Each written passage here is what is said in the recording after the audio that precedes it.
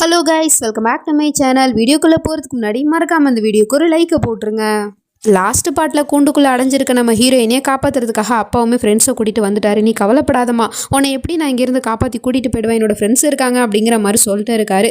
அப்போ அந்த வேலையுமே அந்த கூண்டுக்குள்ளே தான் இருக்கான். அவன் என்னடானா நம்ம ஹீரோயினை விட்டுவிட்டு அவன் மட்டுமே அந்த கூண்டுக்குள்ளேருந்து வெளியே வந்து பூட்டை போட்டு பூட்டிட்டு சாவி எடுத்து வழக்கம் போல் கழுத்தில் மாட்டிக்கிட்டு அங்கேருந்து போயிட்டு இருக்கான். என்ன பண்ணிட்டு இருக்க நீ, என் பொண்ணை விடு அப்படிங்கிற மாதிரி இவர் ஒரு பக்கம் கத்திட்டு இருக்காரு. ஆனால் அவன் அதை காதிலே வாங்காமல் அங்கேருந்து போயிட்டு ஒரு பையை எடுத்துகிட்டு வந்துட்டு இருக்கான், சுருக்கு பையை. அதுக்குள்ளே பார்த்தா நிறைய வைரம் இருக்கு போல. அதை எடுத்து கீழே கொட்டிக்கிட்டு இருக்கான்.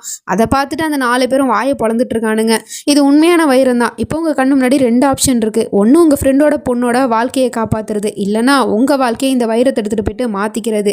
நீங்கள் எதை சூஸ் பண்ண போகிறீங்க அப்படிங்கிற மாதிரி கேட்டுட்டு இருக்கான். அப்பாவுமே இந்த வைரத்தெல்லாம் பார்த்துட்டு என்னோட ஃப்ரெண்ட்ஸ் மயங்க மாட்டாங்க, நீ என்ன நினச்ச, அவங்க என் கூட சின்ன வயசுலேருந்து இருக்காங்க, என்னோட பெஸ்ட் ஃப்ரெண்டு, எனக்கு துரோகம் பண்ணுவாங்களா அப்படிங்கிற மாதிரி கேட்டுட்டு இருக்காரு. அடுத்த நிமிஷமே அவனுங்க கீழே கடந்து அந்த வைரத்தை பொறுக்கிக்கிட்டு இருக்கானுங்க. என்ன பண்ணிட்டு இருக்கீங்க நீங்கள், அதை கீழே போடுங்க அப்படிங்கிற மாதிரி சொல்லிட்டு இவர் ஒரு பக்கம் கத்திட்டு இருக்காரு. ஆனால் அவனுங்களும் அந்த வைரத்தை எடுத்து கையில் வச்சுக்கிட்டு, இங்கே பாரு சங்கர், இது உன் குடும்பத்து விஷயம், உன் பொண்ணை வந்து உன் மாப்பிள்ளை குடும்பப்படுத்துறாருன்னா அது உன் குடும்பத்து பிரச்சனை, இதில் நாங்கள் தலையிட விரும்பலை அப்படிங்கிற மாதிரி சொல்லிட்டு அந்த வைரத்தை எடுத்துகிட்டு அங்கேருந்து போயிடுறானுங்க.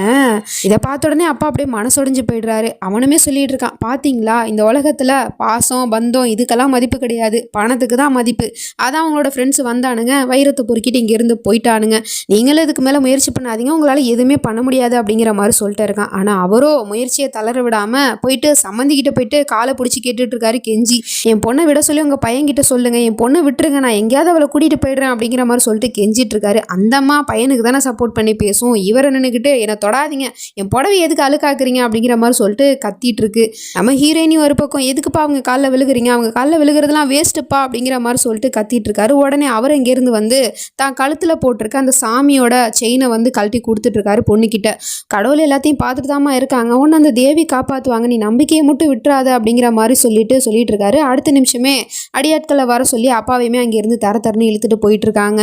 அதுக்கப்புறம் அம்மா கூட சேர்ந்து சாப்பிட்டுட்டு உட்காந்துருக்கான். அப்போ வந்து அந்த அம்மா சொல்லுது, நாளைக்கு ஒரு பூஜை இருக்கு, ஞாபகம் இருக்கா அப்படின்னு கேட்டால் அவனும் சொல்கிறான், அது எப்படிமா மறப்பேன், நாளைக்கு தேவிமாக்கு பண்ண வேண்டிய மிகப்பெரிய பூஜை இருக்கு, அதில் எப்படிமா நான் கலந்துக்காம இருப்பேன் அப்படிங்கிற மாதிரி சொல்லிட்டு இருக்கான். ஸோ இதை வந்து தம்பிக்காரனும் கவனிச்சுட்டு வந்துட்டு அதுக்கப்புறம் அண்ணா நான் அவங்களுக்கு தண்ணி கொடுத்துட்டு வந்துடுறேன் அப்படிங்கிற மாதிரி சொல்லிட்டு தண்ணி எடுத்துகிட்டு போகிற மாதிரி அவகிட்ட போயிட்டு தண்ணியை கொடுத்துட்டு அந்த விஷயத்தை பற்றி சொல்லிட்டு இருக்கான். இந்த மாதிரி நாளைக்கு தேவி பூஜைக்காக அண்ணன் வெளியே போயிடுவார், மொத்த குடும்பமும் வெளியே போயிடும், அப்போ உங்களை எப்படியாவது நான் காப்பாற்றிடுவேன் அப்படிங்கிற மாதிரி சொல்லிட்டு நம்பிக்கை கொடுத்துட்ருக்கான். இந்த பக்கம் அப்பாவோ தூக்கத்தில் கூட பொண்ணை நினச்சி கவலைப்பட்டு பயங்கரமாக கத்திக்கிட்டு இருக்காரு, மயிரா அப்படிங்கிற மாதிரி சொல்லிட்டு. ஒன்றும் ஆகாது மயிராக்கு, அவ கூட நம்ம எல்லாரும் இருக்கோம்ல, அப்புறம் பியூஷ் இருக்காங்க, அவன் காப்பாற்றிடுவான் அப்படிங்கிற மாதிரி சொன்னால் இவரோ கேட்குறாரு, என்னது பியூஷா, அவன் அந்த ராட்சசனோட தம்பி, அவன் எப்படி என் பொண்ணுக்கு உதவி செய்வான், இன்றைக்கி கூட நான் போயிட்டு கதறும் போது அவன் சும்மா வேடிக்கை தான் பார்த்தான் அப்படிங்கிற மாதிரி சொன்னான், அது எல்லாமே ட்ராமா தான், நான் தான் அவனை நம்ப வைக்கிறதுக்காக அவன் கூட ஒத்து போகிற மாதிரி ட்ராமா பண்ண சொன்னேன், மற்றபடி பியூஷ் நமக்கு சப்போர்ட்டாக தான் இருக்கான், அதனால் கவலைப்படாதீங்க, பியூஷ் ஏதாவது ஒரு ஐடியா யோசிச்சு வச்சிருப்பான், அவன் நிச்சயம் வந்து மயிராவை காப்பாத்திடுவான் அப்படிங்கிற மாதிரி சொல்லிட்டு அப்பாவுக்கு நம்பிக்கை கொடுத்துட்டு இருக்கான். மொத்த ஃபேமிலி வந்து அந்த கூண்டு முன்னாடி வந்து நின்றுட்டு இருக்காங்க. எதுக்காக வந்திருக்கீங்க அப்படின்னு கேட்டால் ஒரு முக்கியமான விஷயத்தை செலிப்ரேட் பண்ணுறதுக்காக தான் அப்படிங்கிற மாதிரி சொல்லிட்டு இவன் அந்த கூண்டை திறந்து ஓப்பன் பண்ணி உள்ளே போயிட்டு ஒரு கிஃப்ட் பாக்ஸை ஒன்று கொடுத்து ஓப்பன் பண்ண சொல்லிட்டு இருக்கான். அதை ஓப்பன் பண்ணி பார்த்தவளுக்கு பயங்கரமான ஷாக்கு, ஏன்னா அதில் ஹேண்ட்காஃப் தான் இருக்குது. இதை எதுக்காக எடுத்துகிட்டு வந்திருக்கீங்க ஓம்கார்னு கேட்டால் இதை நீ போட்டுக்கணும் அப்படின்னு சொல்கிறான். ஆனால் எதுக்காக ஓம்கார், இங்கே பாருங்கள் ஓம்கார், இங்கே பண்ணுறது ரொம்பவே தப்பு, நீங்கள் இந்த கூண்டுக்குள்ளே இருக்க சொன்னீங்க, நான் இருந்துட்டேன், இங்கேயே தூங்க சொன்னீங்க, நான் தூங்குறேன், சாப்பிட சொல்கிறீங்களா சாப்பிட்றேன், ஆனால் இதெல்லாம் என்னால் முடியாது, நான் இதை போட்டுக்க மாட்டேன் அப்படிங்கிற மாதிரி சொல்லிட்டு கத்திட்டு இருக்கா.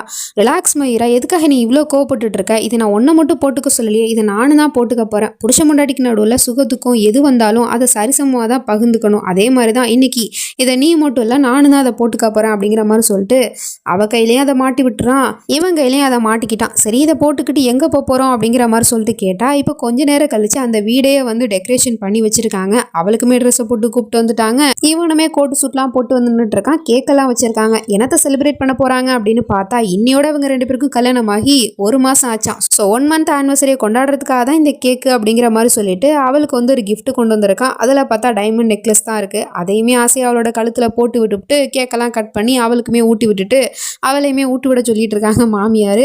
அவளுமே வேண்டாம் வரப்பா அதை ஊட்டி விட்டுட்டு இருக்கா. அப்போ அவனோட கழுத்தில் தொங்குற அந்த சாவியை தான் நோட் பண்ணிட்டு இருக்கா, ஏன்னா அதுதான் அந்த கூண்டோட சாவி. சாவி. இவன் அந்த செலிப்ரேஷன்லாம் முடிச்சதுக்கப்புறம் திரும்பவும் பொண்டாட்டியை போயிட்டு கூண்டுக்குள்ளே தான் அடைக்க போகிறான். ஸோ அதுலேருந்து எப்படியாவது தப்பிச்சு வரணும், அதுக்கு அந்த சாவி முக்கியம்.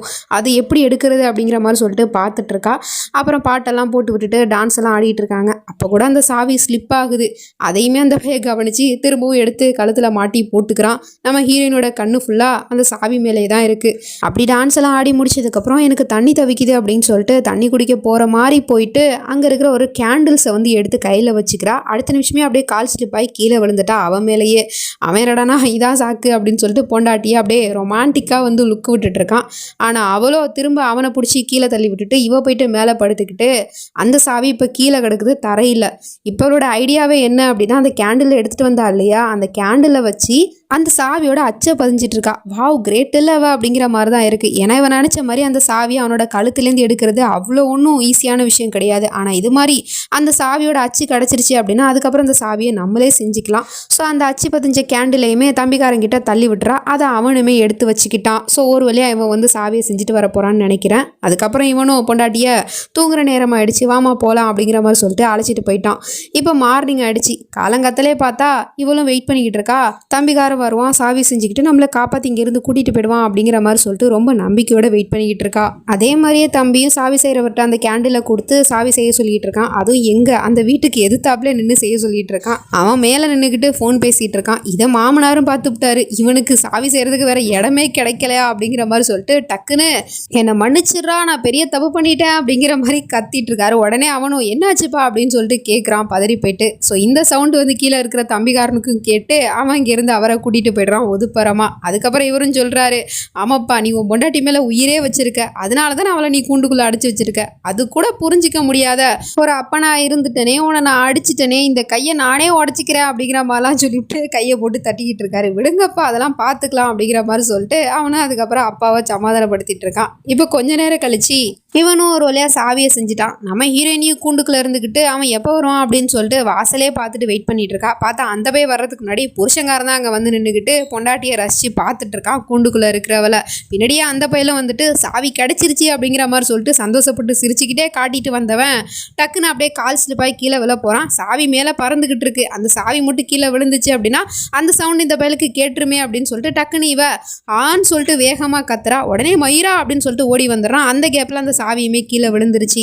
என்னாச்சு மயிரா உனக்கு அப்படின்னு கேட்டால் இந்த மாதிரி எனக்கு கால் சுலுக்கிக்கிச்சு, என்னன்னு தெரில திடீர்னு அப்படின்னு சொன்னதும் இவனை இரு நான் பார்க்குறேன் அப்படின்னு சொல்லிட்டு காலை மசாஜ் பண்ணி விட்டுட்டு இருக்கான். அந்த கேப்பில் அவனுமே அந்த சாவியை எடுத்து கையில் வச்சுக்கிறான். அதுக்கப்புறம் இவளும் போதுங்க இப்போ பரவாயில்ல அப்படிங்கிற மாதிரி சொல்லிட்டு இருக்கா. இல்லை பரவாயில்ல நான் கொஞ்சம் அமுக்கி விடுறேன் அப்படிங்கிற மாதிரி சொல்லிட்டு அவனும் வழுக்க டைமாக அவன் காலை பிடிச்சி அமுக்கி விட்டுட்டு இருக்கான். இல்லை பரவாயில்ல எனக்கு போதும் நல்லா ஆயிடுச்சு அப்படிங்கிற மாதிரி சொன்னதும் அதுக்கப்புறம் இவனு வெளியே வந்து அந்த கூண்டை பூட்டிவிட்டு தம்பிக்காரங்கிட்ட இந்த மாதிரி டைல்ஸ் எல்லாம் எடுத்துகிட்டு போகிறதுக்காக ஆட்கள் வருவாங்க, ஸோ பாக்ஸ் எல்லாம் அங்கே இருக்குது, அதை எடுத்து கொடுத்து விட்டுரு பத்திரமா அப்படிங்கிற மாதிரி சொல்லிட்டு அவன் இங்கேருந்து போயிடுறான். அதுக்கப்புறம் இவன் உடனே அந்த சாவியை போட்டு அந்த கூண்டை ஓப்பன் பண்ணுறதுக்காக ட்ரை பண்ணிட்டு இருக்கான். திறக்கவே முடியல. ஒருவேளை தப்பான சாவியாக இருக்குமோ அப்படின்னு சொல்லிட்டு பயந்துக்கிட்டே திறந்துட்டு இருக்கான். அந்த கேப்பில் அவனும் ஃபோனை வச்சுட்டு வந்துட்டனே அப்படின்னு சொல்லிட்டு அதை எடுக்கிறதுக்காக வந்துகிட்டு இருக்கான். இந்த பக்கம் இவனும் சாவியை போட்டு ஓப்பன் பண்ணிக்கிட்டு இருக்கான். பட் அது ஓப்பனே ஆக மாட்டேங்குது. ஒரே பரபரப்பாக இருக்குது. நம்ம ஹீரோயினி அந்த கூண்டுக்குலேருந்து வெளியே வருவாளா மாட்டாளா அப்படிங்கிறதெல்லாம் நம்ம வெயிட் பண்ணி தான் பார்க்கணும். நெக்ஸ்ட் நினச்சி நம்ம அடுத்த பாட்டில் பார்த்து தெரிஞ்சுப்போம். அது வரைக்கும் பை ஃப்ரெண்ட்ஸ்.